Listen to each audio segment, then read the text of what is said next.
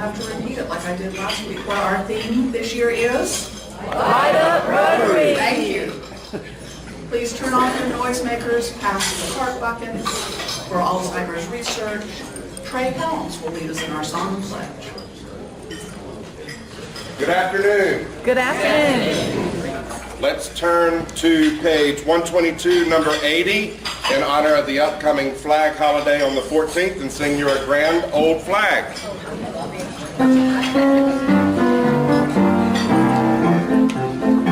You're a grand old flag, you're a high-flying flag, and forever in peace may you wave. You're the emblem of the land I love, the home of the free and the brave. Every heart beats true on the red, white, and blue, where there's never a boast or brag. Should old acquaintance be forgot, keep your eye on the grand old flag. Thank you. If you will join me in the Pledge of Allegiance. Yes. I pledge allegiance To the flag of the United States of America and to the republic for which it stands, one nation under God, indivisible, with liberty and justice for all. Jim Nakumson has our invocation. Let us please pray. Our Heavenly Father, again we gather, and again we send our supplications of humble requests and grateful thanks. Above and beyond us, we ask for heaven's grace be given to all those who suffer. And in this place, let this food fulfill. Allow it to energize and engage. Let our hands help and hold. Let our smiles soothe sorrows. Let our voices not vanquish, but vitalize. Let our faith and forgiveness be our fidelity. And let us live Christ's teachings, for they are truly the essence of goodness. In His name we pray. Amen. Amen. Walter Hobbs, Help and Happiness.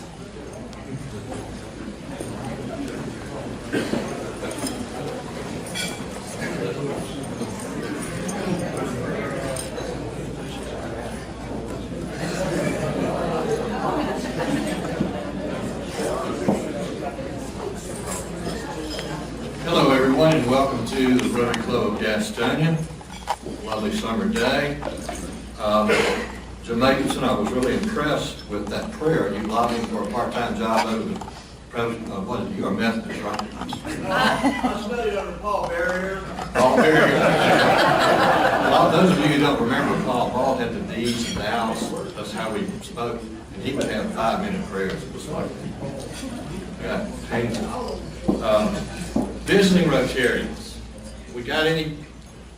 Rick? Kellum, you're visiting Rotarian. Would you like to? Is Kellum Morris from the Monday Club? Is that right, Kellum? That's correct. Welcome. Thank you.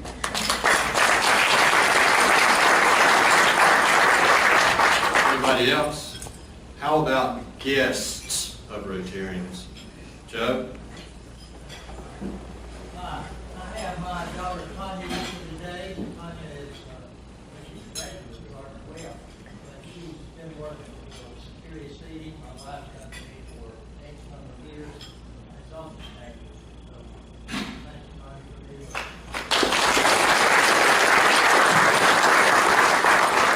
Ellis?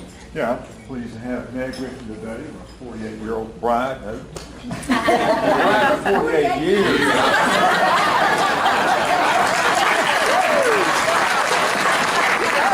I would say we've traveled with Tout several times, and there's one bad thing about Tout. If you travel with them, you won't want to travel with anyone else. Thank you. I've never met him before.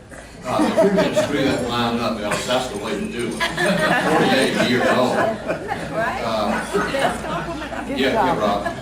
Walter, I have to do it. My daughter's Emily, who just graduated from NC State and has a job teaching at Apex this year. And then my youngest daughter, Haley, who will be a senior at NC State this year. Congratulations.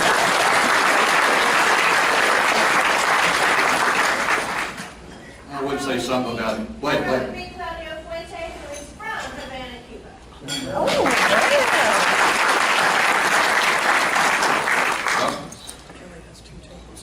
Okay, Kelly, I'm sorry, would you like to introduce your tables, please? It's my pleasure to introduce Bill Morris's family, and I don't want to miss anybody, so I've got a list here. This is Bill's daughter, Atha, Bill's daughter, Jeannie, Atha's husband, David, Atha's daughter, Savannah, and her friend, Chris Turner.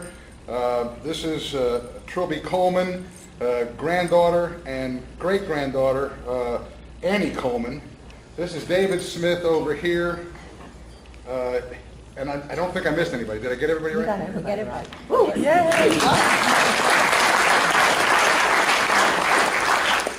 Thank y'all for coming. We loved Bill. He was a great gentleman, a kind man, and we miss him a lot.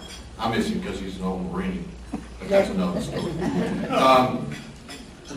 Health news. I don't know whether this is health news or not, but Dr. Bill Kernig's not here, but he is celebrating his 54th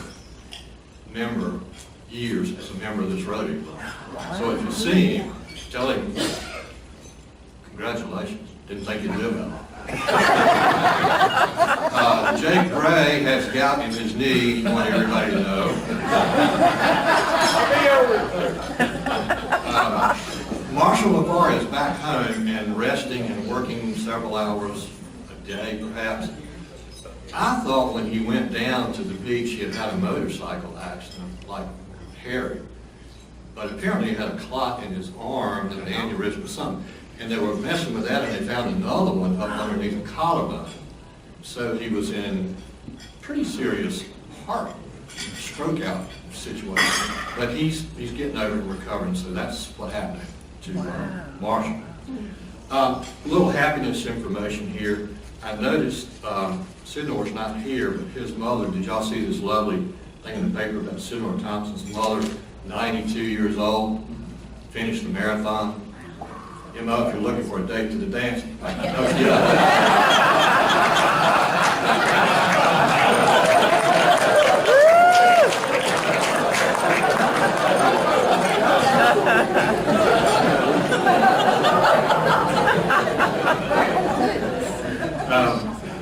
couple of things. Laurel Hicks admitted to me earlier that she had been in the paper 2 or 3 times, and I'm going to only nail her once. But if you want to pay 2 or 3 times and go on the record, it's fine. But she, along with Cheryl Loggins and Debbie Windley, were you not on a panel to vote some students to be scholarship winners? Best and brightest. Best and brightest. Good job. I thought you were going to try to weasel out of that. Step up. Okay, Harry Britt is not here, but he had a lovely picture. It's kind of a Harry Britt beefcake picture. He's got his leg all, up on there with his license plate that says "All Puller." Did y'all see that? So Harry's not here, but any of those that feel compelled to contribute on Harry's behalf for his two years of suffering, please bring up a little sign. Don't hurt yourself. Just get in line. I hope he learned to stay off the stupid motorcycle. Rumor has it he's back on one. He's already been on a ride. That's a rolling coffin, if you ask me. All right, yes. Skip on to what I want you to have the mic now. What? This is for Harry Britt, but it's also, I shot 22 over par in a tournament, so. 22. Here's 22.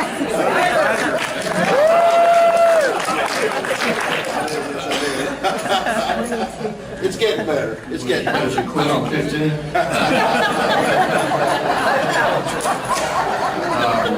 All right, happy dollars. I know we've got some Laura. Yes. Okay. I am the happiest person in the world. I wish I could make this $1,000. Mr. Carpenter and his compatriots on the Gaston County Commissioners saw fit to include in next year's budget the reinstatement of the branch hours in all of our branches. They're going back. Yes.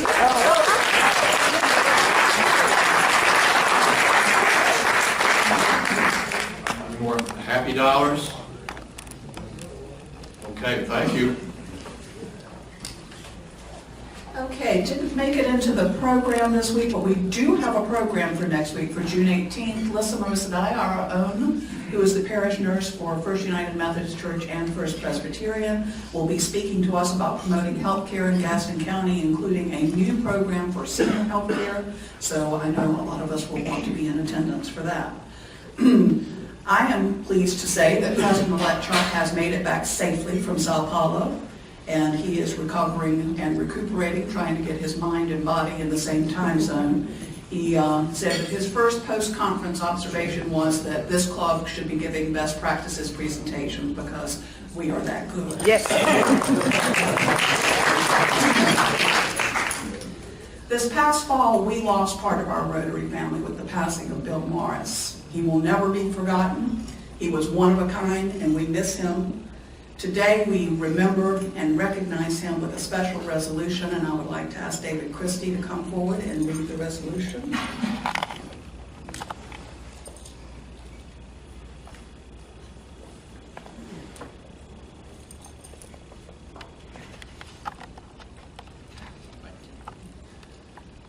It is my honor to read this resolution honoring the life of William Rexford Fields Morris.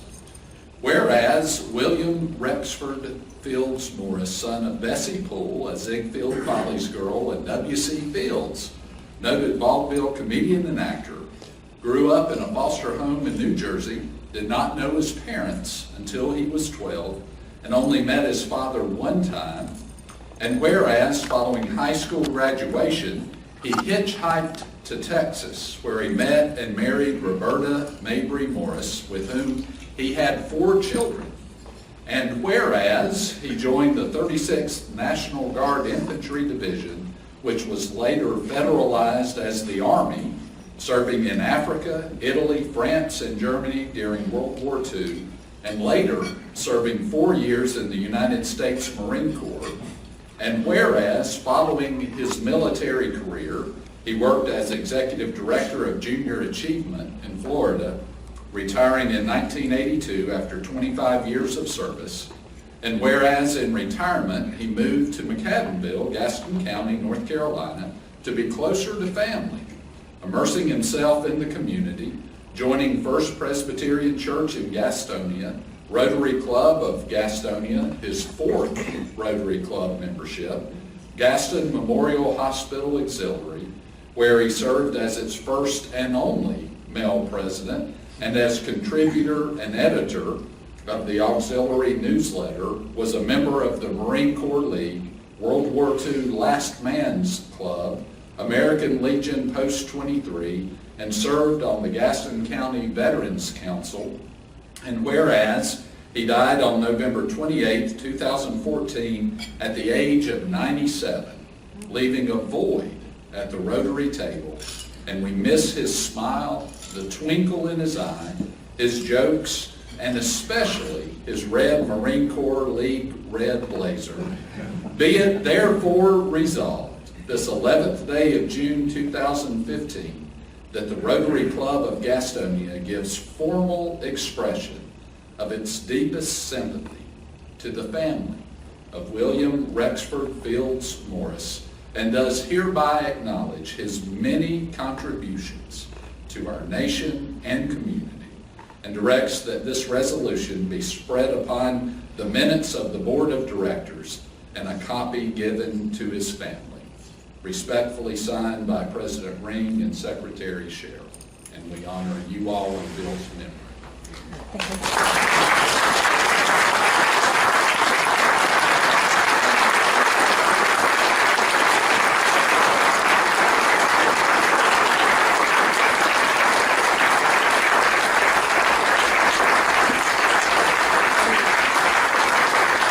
It gives me great pleasure to present this copy of the resolution to you today, and Bill's Rotary name badge.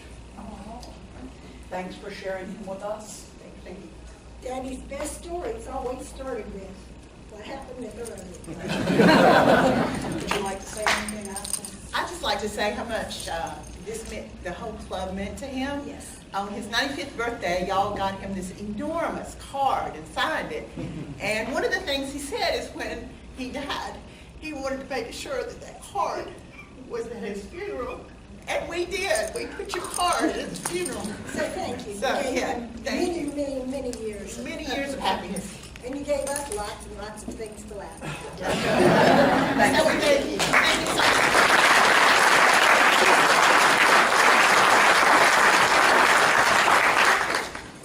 He will never be forgotten. Patty Black, would you introduce our program?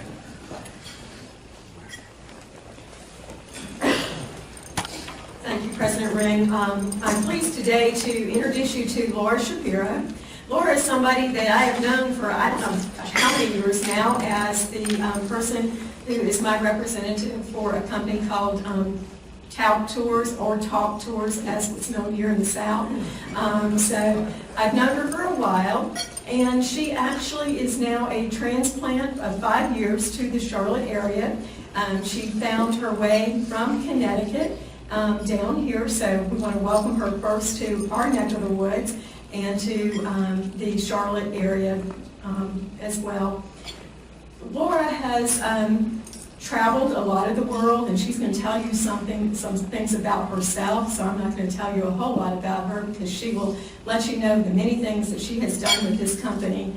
But in this presentation, hopefully you're going to get a better idea of Cuba and why Cuba today, and some of the things that reasons why you may want to go ahead and get to Cuba now before it changes too much as one of those last destinations that has been pretty much off limits to to American citizens, to U.S. citizens, and has now been opened up. So it is my pleasure to welcome Laura.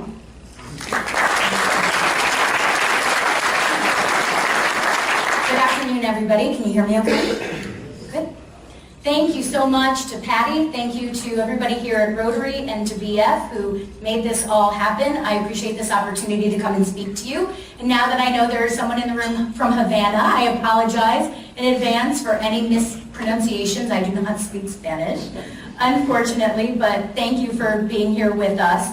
I will say I am in no means a Cuba expert. I wish I was. I have not had the pleasure of traveling there yet. But the information that I'm going to share with you today, I've gotten through my company, and I hope it will just be informational and educational for you about what opportunities there are for you to go to Cuba as it stands in this landscape right now. So before we get on to Cuba specifically, I want to explain why I'm here, who I am, and who I work for. The company that I represent is called TAUC. That is the pronunciation that is correct. Arthur TAUC, who is the son of the founder of the company, says, "Hi, I'm Arthur TAUC with Talk Tours." We don't care how you pronounce it, just spell it right on the check. So, how many of you, I know there's a few in the room that have actually been on TAUC vacations? You and your beautiful 48-year-old wife, yes? Oh good, there's a number of you. Now we are not necessarily a household name. You will not see our commercials during Downton Abbey. TAUC has been around though for 90 years. So for those of you that don't know who we are, don't feel bad, because my company has never done any advertising ever in the company's history. So to be a third generation family-owned company in its 90th year is pretty remarkable, and I'm sure you would all agree with that. So we have, first I'll tell you a little bit more about me. It might look familiar. My hair was a little redder there. I was a theater major in college in Connecticut. I was born in Northern Virginia and moved to Connecticut when I was 2, and then lived in Connecticut until I moved here to what is now my forever home, North Carolina. And all of my roots from my distant family is all actually from the Mount Airy area. And now I reside up in Mooresville, up by the lake, and I'm bringing my parents down from Connecticut. So if anybody needs to buy a house in Monroe, Connecticut, let me know. So I started at TAUC right out of college. I start usually presentations by saying I've worked for TAUC for 17 plus years, and I started in 8th grade, but I just gave that secret away. So 17 years I have been with this incredible company, and I hope to work for them for the rest of my natural life.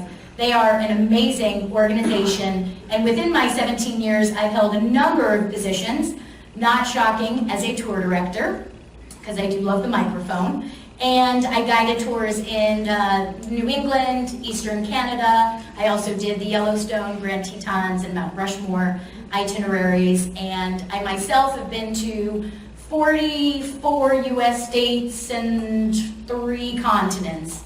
So I'm starting to get my way around the world, and Cuba is very high on my personal bucket list.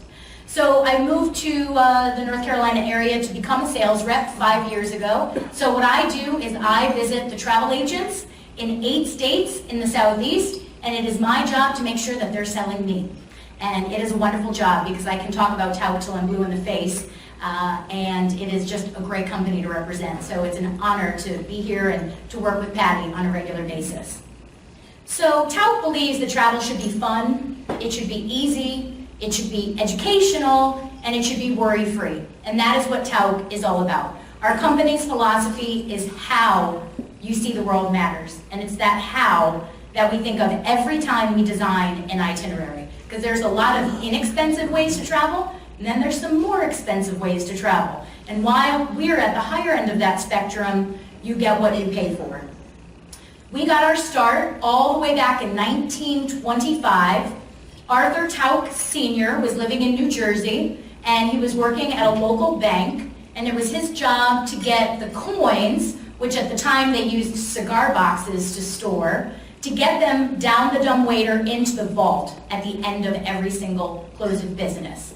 Pretty simple task, you would think, until you trip and fall, and all the coins from inside the cigar box go filing down the dumbwaiter and get covered in oil, and he got fired on the spot after having to pick up and clean every single penny, nickel, dime, and quarter. So he was very much a fighter and persevered, and he ended up inventing what's known as the coin tray. The metal trays that you line up the rolls of coins in, he invented that in his father's workshop. So he thought, okay, well, I solved the problem. I can never drop the coins again. So let me go back to the bank and see if they'll give me my job back.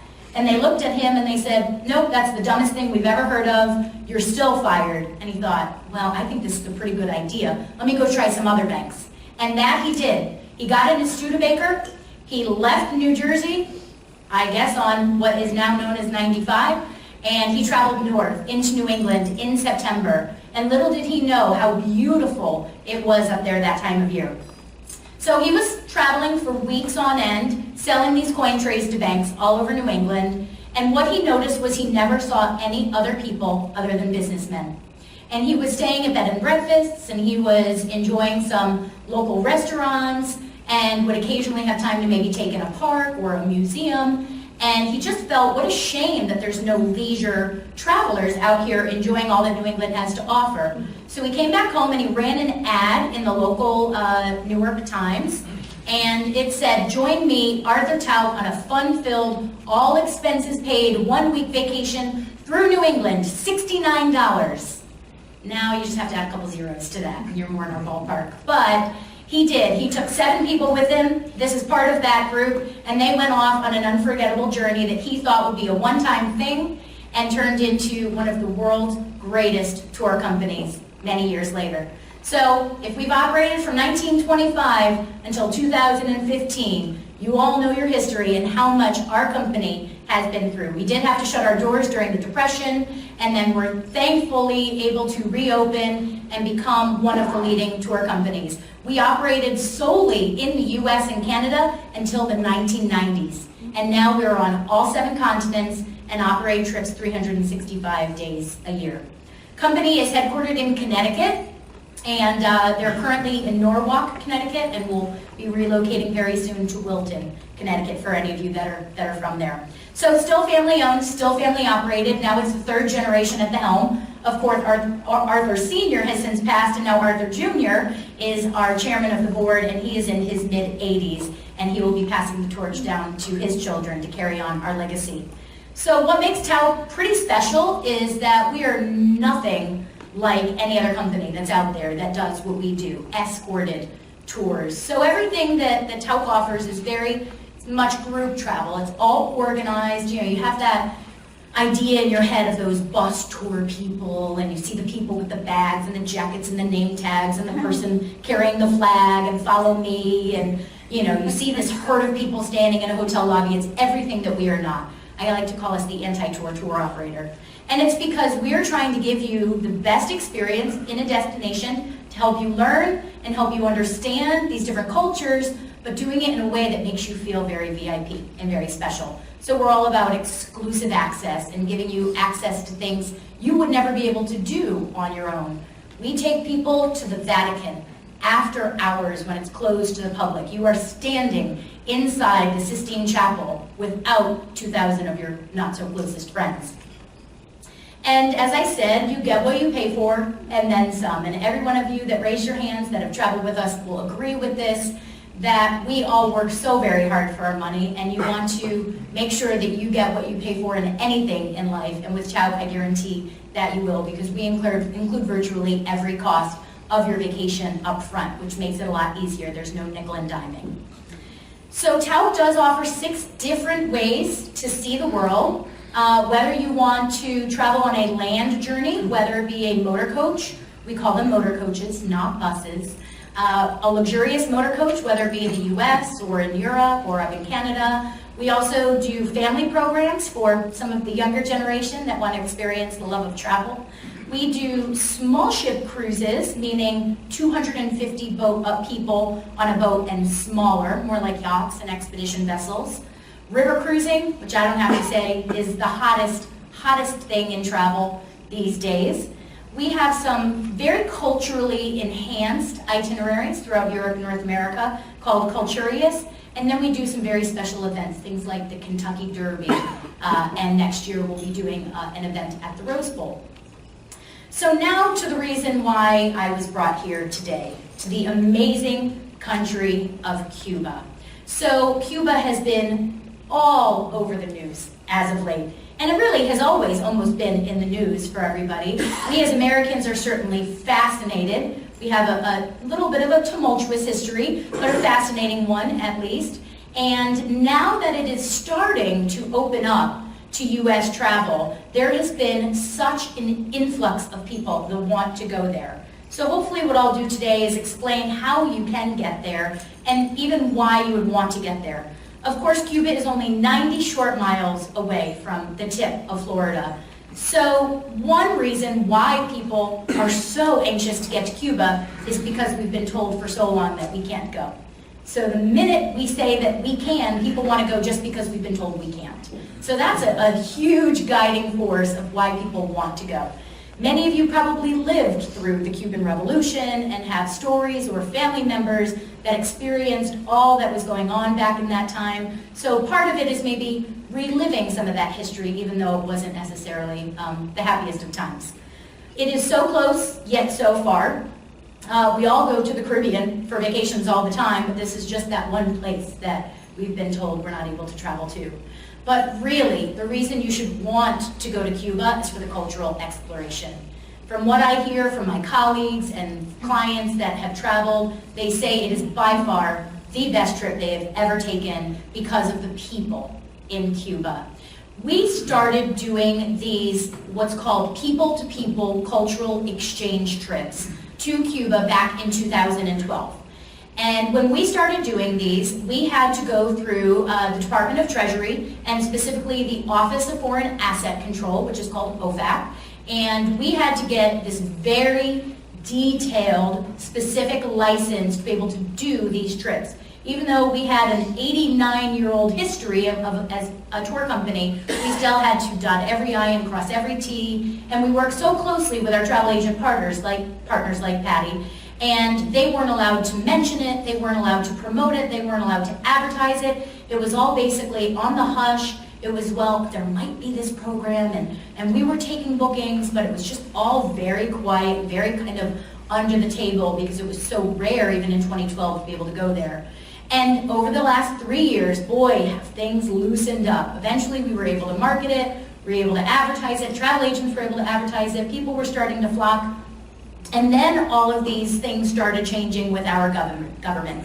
And now here they are trying to open it up entirely to all U.S. travelers, talking about putting a U.S. embassy in Cuba, talking about, importing, exporting, and it's all happening very quickly. But what I can tell you is that we as a company who are dealing directly with the U.S. government can't keep up with the ever-changing, day-by-day rules. So it is not black and white. Everything is very gray. And we could wake up one day and things could all go away, and we could wake up another day and things could be completely wide open.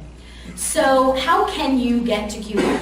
You cannot go home, get on the internet, purchase an airline ticket to fly directly to Havana and go and book a hotel and have a Caribbean vacation to lay on the beach. That is not available yet. It sounds like from the news that that is what you can do, but that is not possible.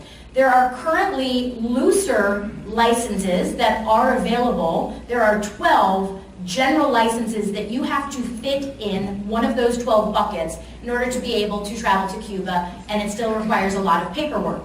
So we are under one of those 12 general licenses under a people-to-people exchange. So at this current moment in time, the easiest way for you to get to Cuba, unless it's through your own religious or medical or educational facility, is through a company like ours that does these educational trips. So as we all know, it was the end of the year, the beginning of this year, when Obama did start to make his requests for opening it up. As we know, that still all has to go through Congress to get final absolute approval. But Cuba is ranked as the #2 emerging destination list. We all know how many people live in the United States of America. We know how small the island of Cuba is. So as Patty said when she introduced me, my message to you today is if you want to experience Cuba the way that it has been over the last few hundred years, you need to go now before it really does officially open up, before cruise ships are allowed to start stopping there, before all Americans are able to just buy tickets to go, because it will change the scope of that country. So as I said, you still need to travel in one of these 12 categories as the embargo is still in place. We have even been able to loosen the activities that we do when we're there. We used to have to be busy from sun up to sundown. There was absolutely no opportunity for free time, no time to shop. You had to be with the group 24/7 except for when you were sleeping. Now that is loosened up significantly, and now you are actually able to have some free time to perhaps go sit on their beautiful beaches. Another major difference, which is a huge selling feature and why people want to go to Cuba, rum and cigars, right? So now you're able to bring that back into the U.S. with you when you travel there. Only up to $100 worth of cigars, so you might want to smoke a few while you're there. But this is a huge lift because when we first started going down to Cuba, you weren't allowed to bring anything back except educational materials, whether it be CDs or pieces of art or books, and now you're able to actually bring back souvenirs and some rum and some cigars.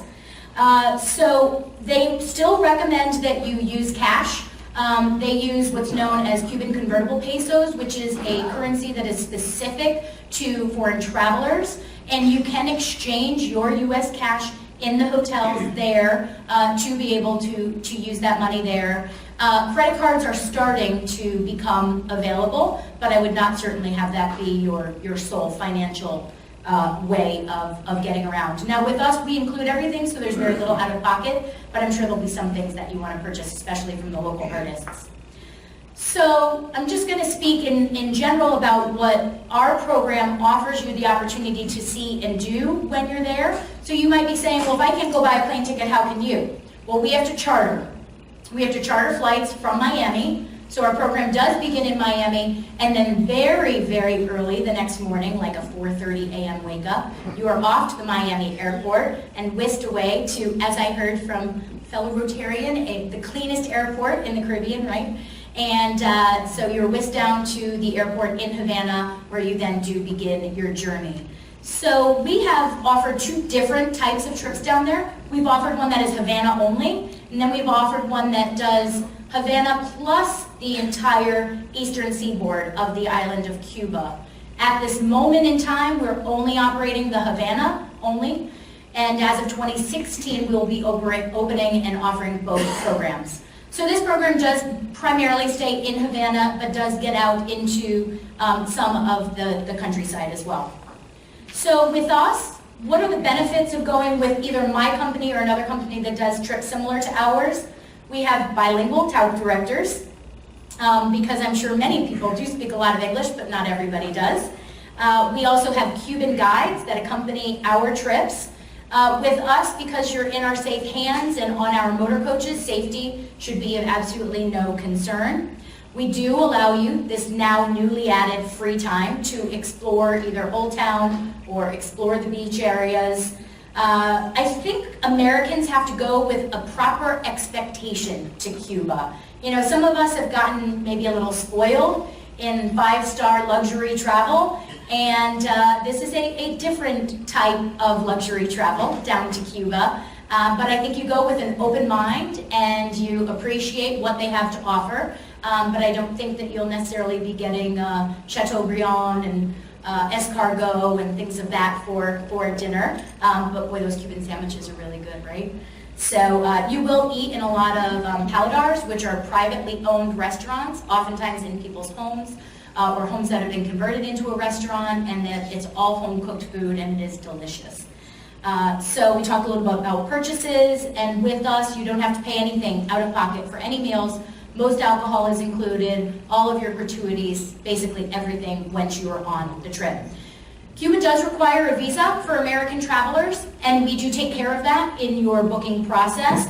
And that visa is not handed out in advance. It is physically given to you in Miami the night before you board that plane, just so that no one decides to try to do it on their own without one of these special licenses. Again, just to reiterate, the number one thing that people have raved about and probably been a little surprised about when they've gone are how open and honest the Cuban people are, and how excited they were to have Americans start coming to their country. And this whole concept of this people-to-people cultural exchange is to have dialogues, to have stories told, and to have explanations about what we've heard versus what has really been the true story.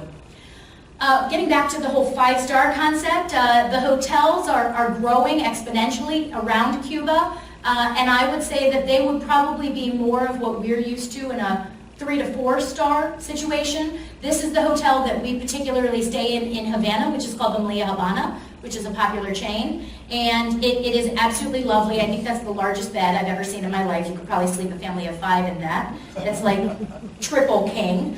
And it does have the beautiful pool and a swim-up bar, and you're right at the beach, and it's a great location. So it is absolutely about getting you the best that is available in these destinations, and that will be your home for 5 nights in Havana. So one of the most wonderful highlights are these discussions that you'll have with people when you're in Cuba. You'll have discussions about Cuban-U.S. relations, about life in Cuba, past and present. You'll interact with doctors, lawyers, students, artists, musicians. I mean, you name it, every walk of life you will interact with. And the taxi drivers are really fun. So some of the things and sites that you'll see while you're there include the Museum of the Revolution, which is the former palace of the former presidents of Cuba, an interesting museum. And then, of course, Old Town Havana. You'll have an opportunity to spend quite a lot of time walking around that area, beautiful architecture. We'll take you to some barrios, some local neighborhoods. This particular one has really seen a major resurgence with the introduction of art, and we speak to the people that have helped develop and turn this neighborhood around for the betterment of the people in the neighborhood, and understand the beauty behind all this art and how it's improved. Art is obviously a huge focus. Art, dancing, music, singing, everything from that perspective. The Malecón, if I'm pronouncing that correctly, is sort of like their waterfront, another wonderful area to walk around and explore. We have a day that is dedicated solely to Cuban baseball and the history of Cuban baseball. I'm sure we all know a lot of the history, even with Castro and baseball down there. So we have some discussions with former baseball players. We meet coaches. We meet some current players, even some parents of local Little League teams that are playing right now.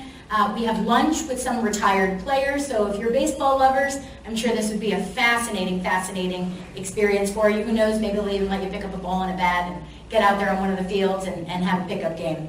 That afternoon, for the ladies, to balance out, we go to a craft market, so you get a little shopping, then get some baseball, and then again, we have every dinner primarily is in one of their paladars. Then we take you out into the countryside to Pinar del Rio, and this is all about the tobacco. See and meet the tobacco farmers, have an opportunity to understand the cigar process, watch them being made, try some if you like, buy some if you like, and really understand how important agriculture is to this beautiful country. And then getting into some of the most historical areas, the Colón Cemetery, which was named after Christopher Columbus, that has, I think, over 500 mausoleums. They call it one of the most beautiful cemeteries in the world. And then a lot of wonderful history all around Ernest Hemingway. So you have the opportunity to visit his home, known as Lookout Farm. That was his home from 1939 to 1960. And learn a lot about the history of Hemingway, see Pilar, his fishing boat, and understand his richness and all of his writings that happened when he was down there. Then there's also an opportunity to have a cooking class where you'll learn to make one of their traditional dishes, ropa vieja, and beef with vegetables, and make your own mojitos.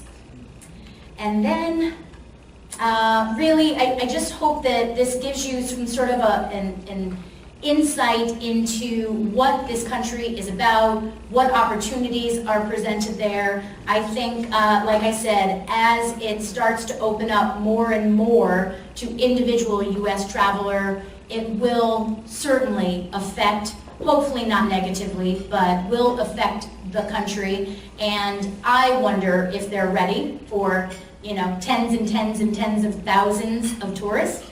So everybody that is going now is going to see it in the state that it is in right now, which is beautiful, and I encourage all of you to give it a try.